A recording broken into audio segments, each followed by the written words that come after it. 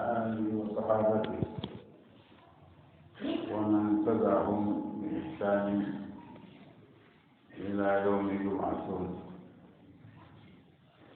والصلاة والسلام على نبينا وآله وصحبه والتابعين لهم بإحسان إلى يوم الدين. أما بعد، برمالو هذه أنا بابو منك بابو نبامة نوبة حقوق الزوجية من فلارا حكي يوم أنا من فلا سوتي أمبر مالو على السيارة اسمه السيارة هذا من دين الله هذا من دين فنانت بنقول بجنا يوكلي على ذاك على السيارة كن الله كأكيد جابوا لوجين ك سمعني كنا هل يوم بيوما كنا السيارة دنيا فوق moom it doog ala mawlo na alon dawo do ne ko balma tolli mu ya karam mu no do ni saya karandala ul maduni na mo pam da o le sulani ala tenala ala butila ala lofela ala wayasila o madul de ala dina lo ni dakoro o le kasha bo dungen kay aqal ala al aqal dungen kay o ave non hakiji ay la de o ma ko non hakiji kutuba te balu be kani su ka nyon nyana te ote amal mal ke muso ote inna kunyi ke ko nye famala na dina nsinda da ko ka nyanyi diabu ya lu yenga mo belo na ba نيوا ودويدم ترولو وليك عنا مي بعد ما بكيم مسو نتكلاتي كنا توما كوجما سيور أبرابام لا أنغنا كتي إكنا ناو يكون بيتي كوبرا واجما سيور لا مين يكون nyewa doy don turolo na dina kidilo akana wasoro nyewo makatien ala lunte japalalo nyewa hakiso kaboka dokana kam madiago yae non taw mawnyalo ndo kala nyewa wedon turolo nyota barmal anna ku kawle kutubate kitala kale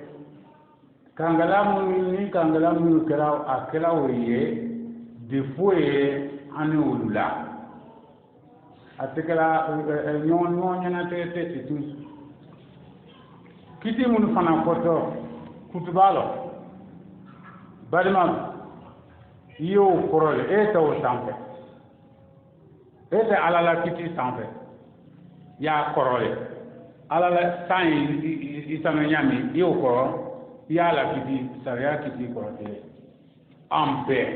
mumu dunya ka bo sampe teji ka bo sampe islama la kuntili ay alala sariya korole na kon te jira ala sampe ay alala sariya korole ka bo makaji pambelo do mani ay alala sariya korole ikane sini la mo bayaye ka fo kuma min fola ile do to malo tun minki dia la ile yire batole la woy kadima mfa nkoro hakila mi ko sebe yire batole la woy ite ala batula woy kulu tawoye ala ko ki nyalo to malo ki la mo baya ko tu na mfa nkoro yimi fola wole woy ire na mobali yefeu ibara koro ifana lo plati bali la kabla kono imawaren baraka kadinya ba me yala la sankoro nyami to yala la ta ya koroti itenna na ken ki nyalo to ma nimi fola ele nimi ki dia yota la ala la saya ambe o ko dokani la mu bayala bo ala la saya an gbada an dole do sano ha foko wase ana president numa an gbada ni mo sa me ka bo ha ko wase ana kuntiluma an be ala la ta ya korole yo ko me aya la tan koronyan ayo no hakki dila wala o ma anyo hakki dila wala an ba ma no ni ko fam na ala la ta ya mi folio ete ni kuru ya wo safa la tire ala la parale mi a ko la o take safa ma do nona ala la sayale mi a ko ye o take ala la sayale kulu amadu nona ko wato o no ka afon klima jama ala mo keraye furno mo plan wala ta anyo kiti mi ma nafsi shay ale kele ne ko ni mi fola anyo ka anjuwe ile che ita ni mi aro o ki duwe ko wi musulma ile musul ile la ile ta duwe mi aro o ki duwe ko wa chema ala la saya le o ay kuki koro o ye anafa ba mi makona aljama wo adanta wo yo dunya kono ya eyere be nafa bay kambe tawma ya rabbi ala mo kiranya idan ana kuno malu habe yonka ana mo du yole kan yole babula pipi masama muraja le kana atebrate koroma bita boto kutuba koromino ha obrame o kani o ke o san senisi kutuba o ke ya asan senisi kutuba krole lasri ilo babun idan angongo tunoma fla alu hake atrani sawale atran folo miye alu fila be hake nyoma we ke hake musuka ay musu hake cheka alu brano hukuku mustaraka anga point woro nyom bolo we afla be hake atawun ala ta'atillah ka nyoma jeme ala kana batuno to kana dola ku décourager aflana kan atarabi alu jusul la jinyon fe jeyo sababu tama ko muzo sababu tama ko wajema asawana no miliyani kuldo ko miliyani ngoye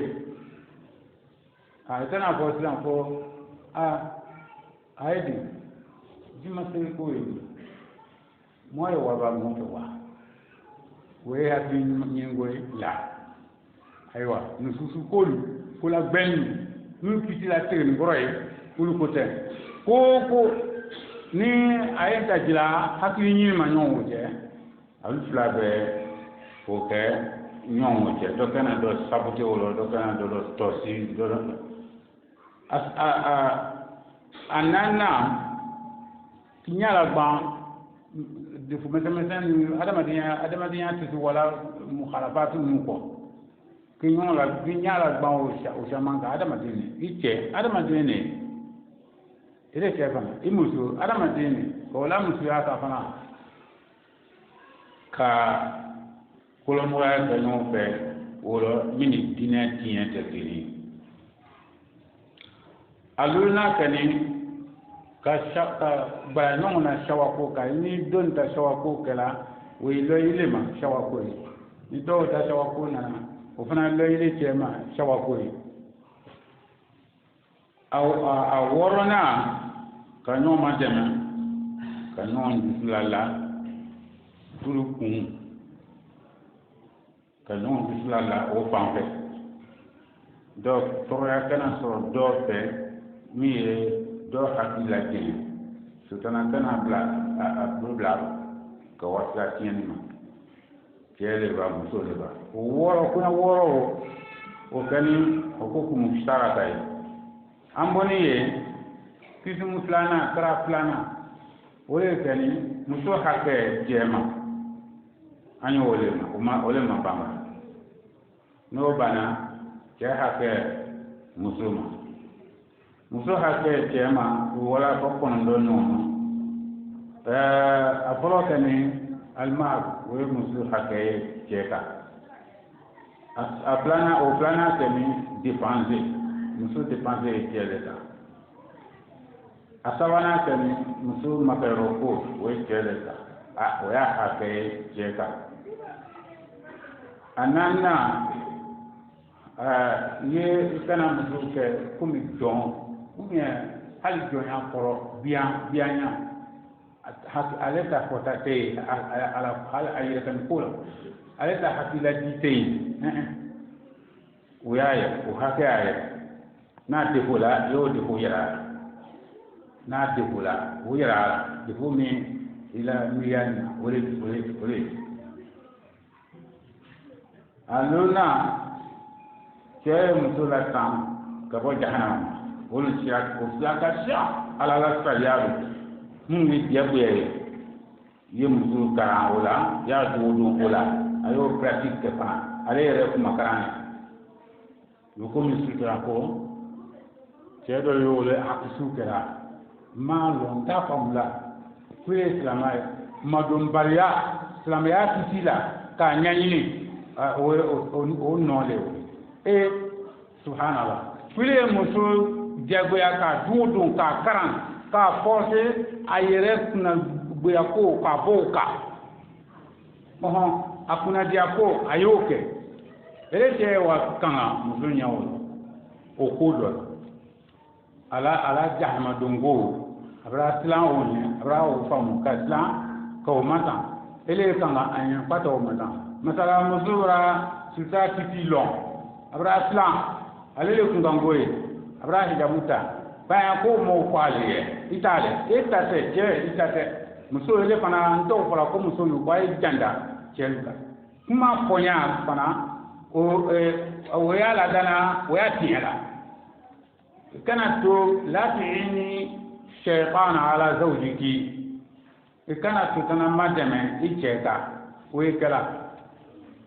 cɛ la faamuyali ma se yɔrɔ si ou bien ni kanu mole cɛ ye tubabulanga dɔ le ou bien o ɲɔgɔnɔ bon ele ko suta ye ne ma diyagoya n bara ka fiyan a tɛ tila ten a fɔ a ye n bara fiti min faamu o le ten ne bɛna silan n bara a ta i la bonya yɔrɔ n bara a ta mais a tɛ dɛnna ale ka izini la ko ni cɛ ma diɲɛ an balima dɔw ye ɲagami kɛra dawa babu lɔ yɔrɔfin ninnu lɔ a komi ni cɛ ma sɔn o n'a cɛ ma sɔn a ye ma waranga ka waa don jahannama rasulullah nafu le o sinfan min ahli nar lam arahuma ko jahannama di burubu fila ye ko olu natɔ ko ne ma olu ye k'o fɔ ka wa muso min hijabuyanin tɛ muso sutura bari ka wa tɔ fɔ ka wa fɔ o la n balima e ma muso la tan muso hakɛ li ma ku anfusakum wa ahlikum nara eli kan ka wo o bra tilan ala jahannama don ko lo ele kan ka wo ko boy wa jahannama le ko te hakima ya balima an y'o faamu kosɛbɛ o kibaru ya islam ma waati bɛɛ na waati bɛɛ m'a fɔ ɲɛna n yɛrɛ ɲɛna ma waati bɛɛ cɛ ko muso kana sutura ta a ye n kɔnɔ fili la dɛ cɛ y'o bɔ fo n ye dɔw ɲininka ko silamɛ le ko sunamɔ le a kana wuya la suna la suna le ko tigɛ goyalen muso ye jabu ta n'a ma ta a ye jahanama i o tɔgɔ la i tɔgɔ la suna o la o suna ma k'a kɛrɛ o tɛ ɲɔgɔn ta la balima don an y'a hakilimaya a fɔ kun de bayani dɔ sɔn fɔ t'i lɔ ko bɛɛ y'i yɛrɛ ɲini de hali ne min y'a fɔra n ye n yɛrɛ ɲini ni k'a lɔ fɔ n bɛna dɔ waliya bilila ala man kisi la o ma fɔ a fɔ kun de bayani hada bayanu linnas wa hudan wa rahma o le bayanu le ka ala la sariya k'a bange cɛ ni muso ye bɛɛ y'i yɛrɛ tana o la sa dɔ sɔn fɔ tɛ ne yɛrɛ ma dɔ sɔn dɔn n bara ni n ta sɔn ne la n bara ni o le la kan min lɔ ala le bara a diyagoya fo ka ala se o le o ni dɔ tɛ ɲɔgɔn na ma dɔ lɔ min jugu lɔ min kɛta lɔ n t'i sɔn fɔ la min sɔn lɔ o le bɔn an n'a kalan fankelen sɛbɛ fankelen y'a ɲɔgɔn sɔn fɔ le o fana ta kɛɲɛ kankɛla n tun y'o kalanden don o ta kɛɲɛ ye an y'an na hami kɛ bayanu le lil umma k'a bange mandon ye ni min hinala yɛrɛ la k'a sa o bɔra hinɛ a yɛrɛ la ko ti an limami ba muhammad sallallahu alaihi wa sallam o ko le istaru anfusakum la ughni ankum min allahi shay'a ko y'a yɛrɛ san ko ne tɛ foyi mɔnɔ k'a bɔ a yi sa alabara dɛ ni jiraba mɔdu ka o bɔ kankɛla tɔlu ye di an y'a hakilimaya an balu an y'a hakilimaya an nalu an y'a hakilimaya an duɲɔlu na yɛrɛ san yɛrɛ ɲini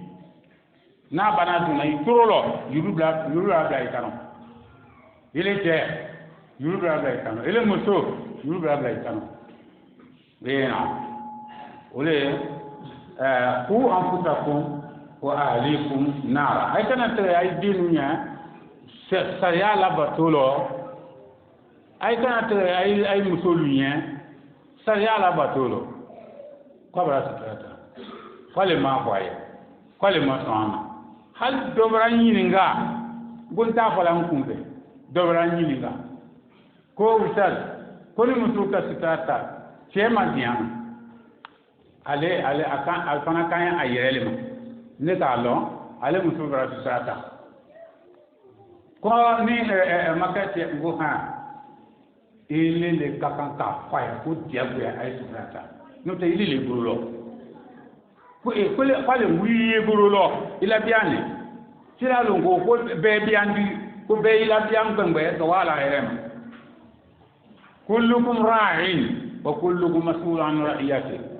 idan wiqayatul zawja min an-nar wala nusuha luna ya amra tunyawo adalu be foni ye naam awo mana na maga worona ka tere musu ni nyonje ni musu kuni ka ta kiri ka damna plama ka wa sawa nani i tele musu ke islam alanye konde bo yimale konde bo yima ape hake di ama kana do tono do ye kana do ye ton mutlakan idan ka tele musu ni nyonje kana do hake di doma madiyan manawiyan hake gbelota ba ko me munu ko foni munu timini dépenser ni makero ko ni dépenser to be ye don ta kala ye te don ta kala kala wudan musolu fana aya hake ni anyi nyama mra amrati o kuma belo musu shamaye ile yere kala sababu ye ki foi hakela anyi nya ko ibe sultana do tero abe janda ati hakedi sigbero ntile na gbara bombi ndule kawo ki gbanti lawa idan ta musolo ay hakimaya ay hake ni anyi nyama hakimaya la ni ko nyimala ato oto alama ala tana wile mina alikama ko muna ike kristono ike ke ka ile tonyo ala awala tin na la wala la kele na idan anyini ni kunyimala ere kan ka je makara ka akumna aslima yala wala ko aybo to tanaburu ayo dabya ele ireta entre dronte ita nafa dronte imri ahaki se alama kude ana kullo ya rabbi aslima ya ta jama alama kiranya naam bita hage muso hage dole chema ko ikana adisu tanama wemi an la yatakhawwanaha wala yastamita asrataha kam min yakutuke hali lere ni mo kam minki ile yere la itekisi ka bwama ko min yakutuka musofe ye muso kunati yi hakita yi jantal ya mora kaba naam mais min yakutu doye we sotana majamala muso hakil manja muso amna lo ay hakka to anya ne ma ko rasul ka bo nde ko ko ne ya tan wa ke na idan ila no pe poli pam metin su doye awala ere fana kana do ko mi ilele alay alimul ghaib yuka daqiq wa jalil ikabelo la kana yele to witna akuna si agradi akara ala loni ajudu ni ika hakil mai lugon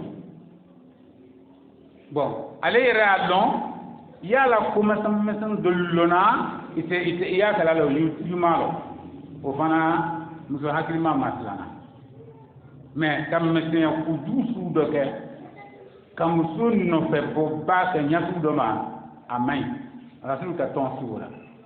amma fo kwan kan go moy lu kono de dayuzu ko de ale re ko dayuzu te duna aljanaw mi nyaala bana muso la tienli ma muso tienli ko la lu kono pe o mbon ama tinyalo ma do o ko te mi ya kudu dole ma do hakina bebera fam bon kana numéro o mi ta do anga te namra tu dokno kana numéro e tabaika kala dire comme so ko ne ko jetu ke ala mi ya su dire su zan to abeduna dire du la emoso jodo alali amasla afenge bo ni madama al-zahiru ala ko zahiru le kwakain kalas yani kana fasa ni nge bo breke weso tana madama la musoma do kan rasul tiro sallallahu alaihi wasallam ala ka wala ton wala le ala le ka ala ton rasul ko ay makea ay wado soma angana wado suba sulo ban bon kero yo se tmado munafa dole tere Allah wa alam we se kabo jama kawa alon wani ala ko do la tonale ibrahima sofo kiri wolon ko babilbele ala ba la toila ja ala ka ke do lo sun amusuma ale wani amusuni ke o mera wo ne tede ala don la ma yoro kan ko la tone gene o ke o la ko ara rasul soso mesinya ko du fumo ala tona do la obra anda tirinna idolo telephone nu dinni yere ko ko ibla la il est comme musu kambla ke kampla ti ka che kambla musu kampla ti mrasil kuma do kuno ale ju ni kona ki su 3h comme musu telephone ya leta ya telephone na ko aya lon kubra jiri mais nyembo ba balite tahawun nga long o ke ale ka telefon ta ka muso kiri chekane bon oh alas ora ke muso muso ke fasika o jene ya kelale ana angini ole kuma kun sutraje yoko te Allahu a'lam imu doni loni anu buru nyami na dimaya buru nyami mangutu mi ako ale yere le ka sutrata akabla tafe anata la sutra ko pa tafe kabla tafe ale yere ka ta nete ni na la yoro ko uko fe la procédure ma non imu doni ni ngaja ko moye juwe dublama ngo che kango ngone landola ndiyoli yo tiako landala wallahi billahi o san kilina amamme an wani badma Cheikh Ismail Jalla dawa dolo we telefon ko karama wala kuma wala bon ninka ko bele telefon ko lo ate mol maslana mol ijandu yelo telefon ko fitna la nyam akoko ibete do kelamo filatina muslimo kan be ke muslimo kan ibe muslimo ki kan be ke kelamo kan Allahu akbar nzini ngo masabaka mbe sawaba ya rabbi kila ka anju dum dumnula ka ambe amma ka anoya amma alamo kelale aqul qawli hada wa astaghfirullah li wa lakum wa lisa'il muslimin من كل ذنب فاستغفروه انه هو الغفور الرحيم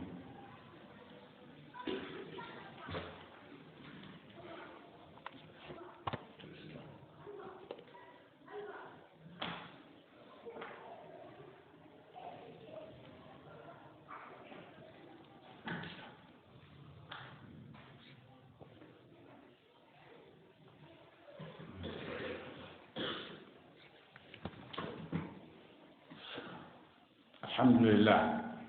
والصلاة والسلام على رسول الله فعن جابر رضي الله عنه أن رسول الله صلى الله عليه وسلم جابر كو رسولكم إذا أطال أحدكم الغيبة ni أيضا ويحلى الجنة فلا يتركن أهله ليلا أتمكن نبران دوك سوفي نسوكا yatakhawwan ka kunke waya su tele ani ku bere ke fo ka kunke to fa wa bran su nyam muharafa wuli amman amman dela ayo wuli ma aka ka wuli kuso kana sube kana bran kadu ko aw yaqulu atratahum wala ayate comme so ayo muso sonyina ko kenake ngan hatanema oka bet aleni sahwa bet make adras ni madina ma adresi make kasi kana bo kawa ja te don bra man ko ko to abara bo jamal suwe dama ko sura awal abara tira so ala longala twala ayo wala am zone ke gore non amma ba yemi na to rawso rawahu imam ahmad wa ibn abi shaybah wa abu nu'aym fi al-hilya iha ijandu fana ala mula ta'ala allah khairun hafizan wa huwa arhamur rahimin ala li lazima ya allah ta'ala ibro kana yukulita nyenyemboli am ya kulatire ko ka nyenyembo kam mesnya kujuke wole ko kam mesnya kuju sudo ke musu sonyini wole ko takhawunu lewo bon e kana ye kulile ile tawole pola dana ide no imusulo ko le pola dana la doliye kado musoko kawala fenu fuye aya ka muso sondo ye doliye akasha mishalia wati rabban hatima be takil labiba isharatu malmuza ni to kuma kunte atima be a famla be bra fam o korate kuiten dalili lu kono la jeriye hali lu mo beslane ko fo ni ku kala ko ten ta be karama mais ka sepe ni makuna mima i makuna no te yo ko karama du kono al bebe kono o kan an oni anak man tiki ni mboy matin bon wole may nala kile ni mbode e ala tebe to ala hali adama dinyo no fi hele ni mbo nyatu doma wallahi itakiti bon odolu takiti mi oye odolu taw ba ka juyali isondo oye ma ni mbol kutuma aleburu aba finger o laila isonde ele fana ye tele ibena wa finger ni ibe kila ni mbola ibe kolla idena ou bien ka kolla imusula asonde ila juye ju ko son idan ya rabbi tan zingara kiti yurani nyakola ka be ala mo le kirani naam we tuna wa bla دوdo نسو حبيبي كما وعن جابر بن عتيق رضي الله عنه أن رسول الله صلى الله عليه وآله وسلم قال رسول قال إن من الغيرة غيرة يبغضها الله قالوا كي مسو مكليا أمرات نيالو حتى أيضا رسول أقوم رسول بكو من قتل دون أهله فهو شهيد في تيم مسلم مكرانا في مسلم مكليا يعني كجو كاس كنا أسرنيان من كجو كنا أسرنيان أنو يونولو و كاين با mais ko kiriya wole dolweye o mandi alaye وهي غيرة الرجل على أهله من غير ريبة ولا جاء المسؤول مسكيليا كسر سكما يرو فويت مسؤول أقوله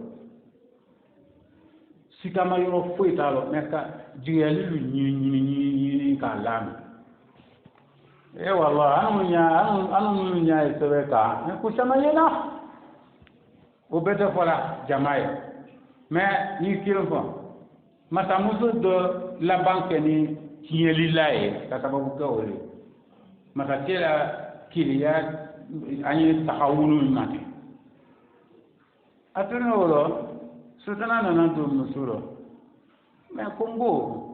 wala nyana fala kiliya babili bilini wole ne la tan ne silana wole nyawa kumbe ka jamba sultana la darsu o ko wala bla muso ka ke mata ke jamba aje kan baradin mata ke la baradin muso ko ka akan bai wannan Allah gbeka emai kala wura sultana le doni muso lo mais sababu bona alela misiya kujuwo alamam an lo mina gabo duyali du kono duyali du asu korote asu ado tala akuma kan tala asu amangutu tala be kula ko sibo be na ma kala la ko mo male mais ale somma tani wala nala min kuna dia yeso dana mandima ama moye hasima ka ni hasima ka lo ko ala mo amla nabu ni lanandiya ye wallahi ala le ko tu kuna tilla ay maruya ay islam alayhi allah khairun hafizan wa huwa arhamur rahimin ya rabbi ka ambe tawma ala mo kiranya kiti doliye anu nde berebere ne dalo man dinye nyina kiti doliye amini bay kala esim ratanya pola abrafa mo ranye ay ma ci tu wi la wati pe ni ngalle abra nye ngata nya kola ko ay abra amra pam pe ba ole ne Israel na ta yoroni nama la tamale do mina fa mu sisan ko docteur ko mo kana mu ko ne bo ma foti kana mu ko kuna ju ma foti de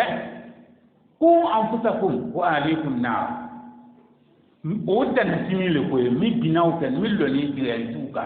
direl katitun dal tiburu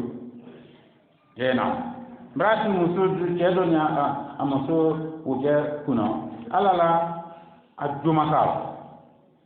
oni do ta kirin kotin adumaka ba dana aka danati muso na ni dalwi qati'a mimma sasra yote mai idan ya rabbi ana dina kala san yamru ala mo kiranya ay senatele din soy bon ni o atiera senale bratien woy kan tiso mala mo kiranya ka ana bun la dan ni bien ala mo kira muso ya platilon no kala bumbe sawati kodu wala be bun ko onna tija barakat wa safahat wa nadahat wala kala dukon bien tin nona dia baraka ka yu bodon lo lui sabati al waqa wala nan tula ala ko ana ko lum la nyalo na pam nyala wala we ko na pa di amma ya rabbi ala mo krani kuma la bani ko na ko an mi fora kuden bo hate misibala alba kan dimpla lanama ko ka ayra badman la ko brana golni ro ko lozima talugo ko ka o nyaya islaman la bon alu boni kangane kambe tawro ma yara bi alu ye o bara ni mafu ayo ma alu kizuka ka ay ma deme ko do ay hayero ka ay hayero ko ni ala ma okra aqul qawli hada wa astaghfirullah li wa lakum wa sa'il muslimin min kulli dhanb fastaghfiruhu innahu huwal ghafurur rahim.